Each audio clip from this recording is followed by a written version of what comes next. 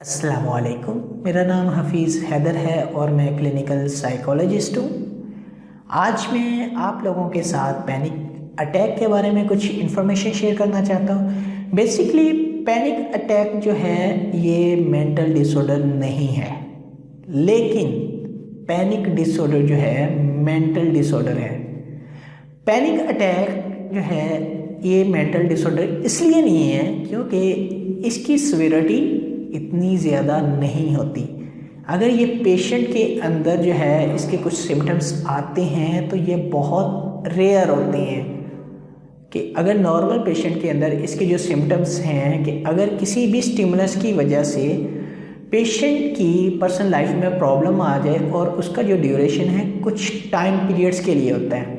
जैसा कि 5 minute, 7 minutes, 10 minutes, 20 minute से कम होता है। किसी भी स्टिमुलेंस की वजह से पेशेंट की दिल की धड़कन का तेज़ हो जाना, आँखों के गिर्द अंधेरा आ जाना, अपने होशो हवास पे काबू ना रख पाना, जिस्म से पसीने की कैफियत का तारी हो जाना, अजीब सी कैफियत जो है पेशेंट को महसूस होना कि उसका जिस्म जो है बहुत ज़्यादा गर्म हो गया है या बहुत ज़्यादा ठंडा हो गया है, उल्टी आने को दिल करना, कह आने को दिल करना, टांगों का कांपना, दिमाग और बॉडी का जो है वो एक साथ जो है कंपनसेट करके रिस्पॉन्स ना कर पाना, और इसके साथ साथ जो है फिजियोलॉजिकल चेंजेस बहुत ज़्यादा होती हैं। ये जो सिम्टम्स बताई गई, अगर 4 से ज़्यादा सिम्टम्स हों और ये 3 माह, 4 माह या 6 माह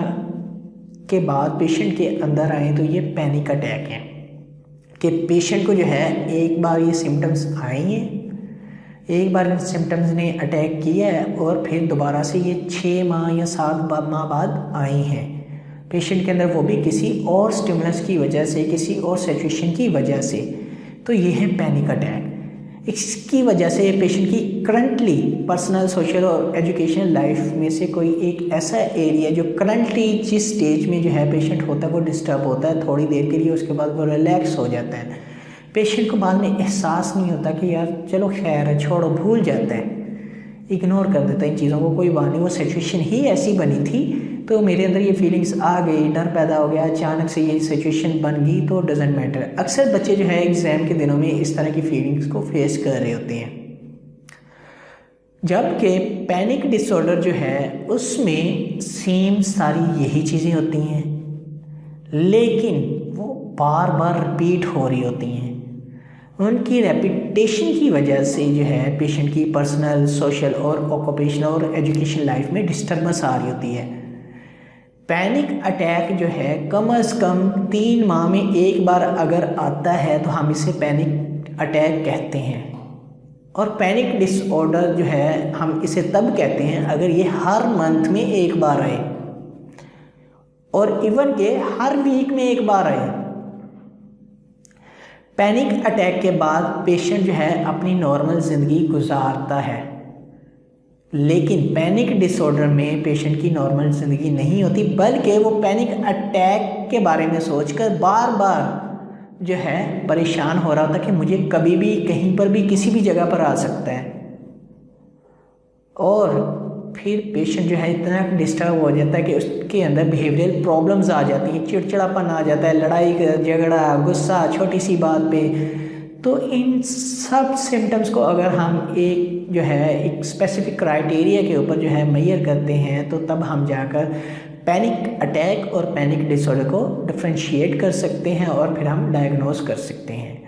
इसके पीछे भी जो है डिफरेंट इन्वायरमेंटल प्रॉब्लम्स होती हैं और वो लर्नड होती हैं, इन्वायरमेंट से पेशेंट ने लर्न की होती हैं। खुली जगहों पर जाने से डर लगता है अक्सर पेशेंट को, बंद जगहों से डर लगता है, कहीं अकेले नहीं जा सकते, कोई चीज़ से डर लगता है, अकेले सफ़र नहीं कर सकते, जो है पब्लिक प्लेसेस के ऊपर नहीं जा सकते, अगर जाते हैं तो उन्हें पैनिक अटैक आ जाते हैं, तो या फिर पैनिक डिसऑर्डर का शिकार हो जाते हैं। मॉल्स के अंदर अक्सर पेशेंट्स को देखा गया है कि उन्हें पैनिक अटैक आ जाता है या फिर वो पैनिक डिसऑर्डर के अंदर जो है डायग्नोज किए जाते हैं। तो इनके पीछे डिफरेंट काजेज़ हैं, जिसमें सबसे पहले यही है कि इन्वायरमेंट से इन्होंने लर्न किए होते हैं। इसके लिए जो है पेशेंट जो है सबसे पहले तो फैमिली काउंसलिंग करते हैं, और अगर जो है फैमिली पेशेंट की साथ आई हो तो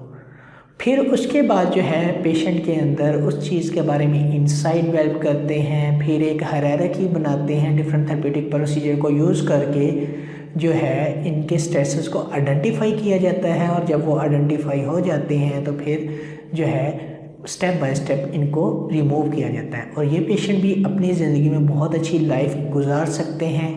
और इनकी जो प्रॉब्लम्स हैं ये एक लंबे अर्से तक भी जो है बाज़ दफ़ा चले जाती हैं, लेकिन बहुत सारे ऐसे केसेस देखे गए हैं जिन्होंने बाकायदा थेरेप्यूटिक प्रोसीजर के ज़रिए जो है इनको कंट्रोल किया और एक अच्छी ज़िंदगी गुजार रहे हैं। उम्मीद करता हूँ आप लोगों को मेरी ये वीडियो अच्छी लगी हो। अगर अच्छी लगी है तो काइंडली लाइक कीजिएगा, शेयर कीजिएगा और सब्सक्राइब ज़रूर कीजिएगा।